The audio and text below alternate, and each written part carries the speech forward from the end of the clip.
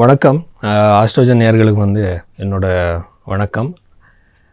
இன்றைக்கி நம்ம ராசி பலம் பார்க்குறதுக்கு முன்னாடி சில விஷயங்கள் பற்றி நம்ம தெரிஞ்சுக்கலாம். என்னென்னா, நிறைய ஆஸ்ட்ராலஜர்ஸ் என்னென்னமோ சொல்கிறாங்க. இப்போ நீங்கள் இந்த நம்பர் எழுதுக்கோங்க, இந்த உங்கள் ப்ராப்ளம் சால்வ் ஆகிடும், இந்த பேப்பரில் எழுதிட்டு இது பண்ணுங்க சால்வ் ஆகிடும்ன்ற மாதிரி எல்லாமே பெருசான பூஜை, Rudrakshi, GeM stones, tarot card என்னமோ சொல்கிறாங்க. ஆனால் அது ஜோதிடத்தில் இல்லை. ஸோ நீங்கள் இங்கே புரஹத் பராசர ஓர சாஸ்திரம் அந்த புத்தகத்தில் இருக்கிற விஷயங்களை நீங்கள் பார்த்தா அங்கே வெறும் உங்களுக்கு மந்திர ஜபம், தானம் அது மட்டும்தான் இருக்குது. ஸோ இப்படி நாம் பார்க்கணும். ஸோ இது நீங்களே பண்ணிக்கலாம். இது நீங்கள் போயிட்டு எங்கேயோ பூஜை பண்ணணும், அதுக்கெல்லாம் செலவு பண்ணுற ஒரு தேவையில்லை. ஸோ அதுக்கப்புறம் ஜோதிடம் இப்போ ஆன்மீகம்னு சொல்லுவாங்க இல்லையா, இந்த ஸ்பிரிச்சுவாலிட்டியில் நீங்கள் எந்த ஒரு ஸ்டேஜில் இருக்குங்க அது தெரிஞ்சுக்கிறதுக்காக தான் இருக்குது. நீங்கள் எப்போ கார் வாங்குவீங்க, வீடு கட்டுறீங்க, இது எல்லாமே செகண்டரி.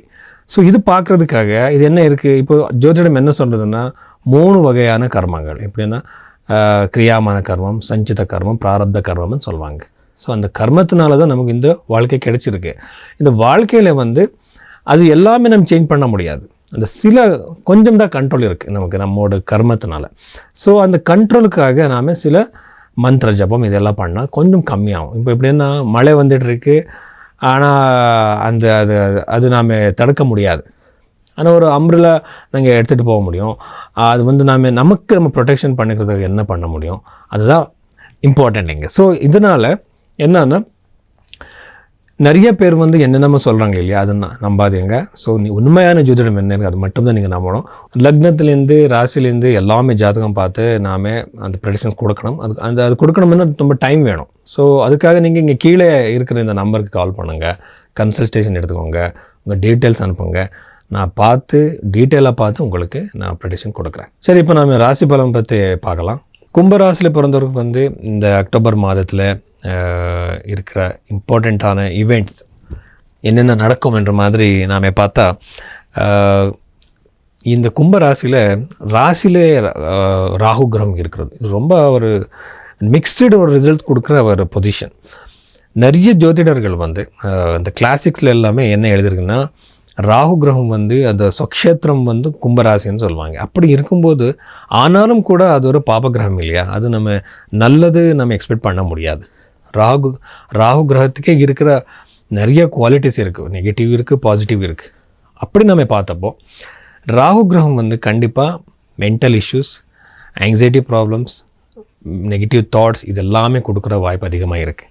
சப்தம பாவத்துவத்தில் கேத்து இருக்கிறதுனால மேரிட்டல் அன்ஹாப்பினஸ், மேரிட்டல் விஷயத்தில் பிரச்சனை, அதுக்கப்புறம் கோர்ட்டு செப்பரேஷனும் இந்த மாதிரி இஷ்யூஸ் எல்லாமே இருக்குது. இன்னொரு விஷயம் என்னென்னா, சுக்ரன் கூட இங்கே பிரச்சனை இருக்கும்போது இங்கே சுக்ரன் சத்துர்த்தாதிபதினா சத்துர்த்த பாவத்துக்கு சம்மந்தப்பட்ட எல்லா விஷயங்களுமே சுக்ரனுக்கு இருக்குது. அது அஃப்ளிக்டட் ஆகும்போது அவருக்கு அந்த பிளானட்டோட சக்தியை குறைஞ்சிடும். ஸோ அது என்ன பண்ணணும், அந்த சக்தியை நாமே அதிகமாகிறதுக்காக ரெமெடிஸ் இருக்கும். ஆனாலும் கூட இந்த ராசியில் பிறந்தவருக்கு பர்ச்சேஸ் பண்ணுற யோகம் இருக்குது, ஆனால் ரொம்ப கம்மியாக இருக்குது. இப்போ நீங்கள் வீடு பர்ச்சேஸ் பண்ணலாம், வெஹிக்கிள்ஸ் பர்ச்சேஸ் பண்ணலாம், ஆனால் அந்த யோகம் இருந்தாலும் கூட அது சரியான டைமுக்கு அமையாது.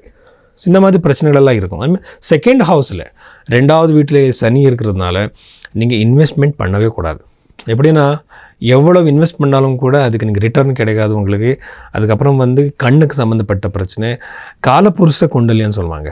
இந்த காலபுருஷ குண்டலியில் இது 11th ஹவுஸ் இல்லையா, இந்த 11th ஹவுஸ் நம்ம காலுக்கு சம்மந்தப்பட்ட ஒரு பெயின் இஷ்யூஸு, நர்வஸ் ப்ராப்ளம்ஸு, அது இல்லாமல் உங்களுக்கு ஏதாவது bones and muscles related issues கொடுக்குற வாய்ப்பு அதிகமாகவே இருக்குது.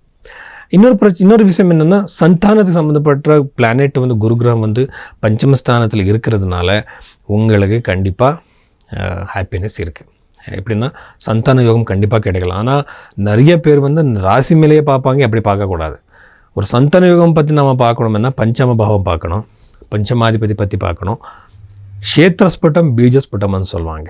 ஸோ அப்படி எல்லாமே பார்த்தா தான் அந்த சந்தானம் பற்றி நம்ம கிளியராக ஒரு ப்ரெடிக்ஷன்ஸ் கொடுக்க முடியும். அது சும்மா நம்ம ராசி மேலே பார்க்கக்கூடாது. ஆனால் ஜென்ரல் இண்டிகேஷன்ஸ் யூஸ்வலி இந்த குரு கிரகம் பஞ்சம பாவத்துக்கு வர்றது, பஞ்சம பாவத்தை பார்க்குறது ரொம்ப ரொம்ப நல்லது. அஷ்டம பாவத்தில் சூரியன் இருக்கிறது எகெயின் நான் சொல்ல போகிறேன் எப்படின்னா மேரிட்டல் லைஃப்பில் கண்டிப்பாக இஷ்யூஸ் கொடுக்கும். எந்த மாதிரி பிரச்சனை வந்தாலும் கூட ரொம்ப ஒரு காமை நீங்கள் எடுத்துக்கணும்.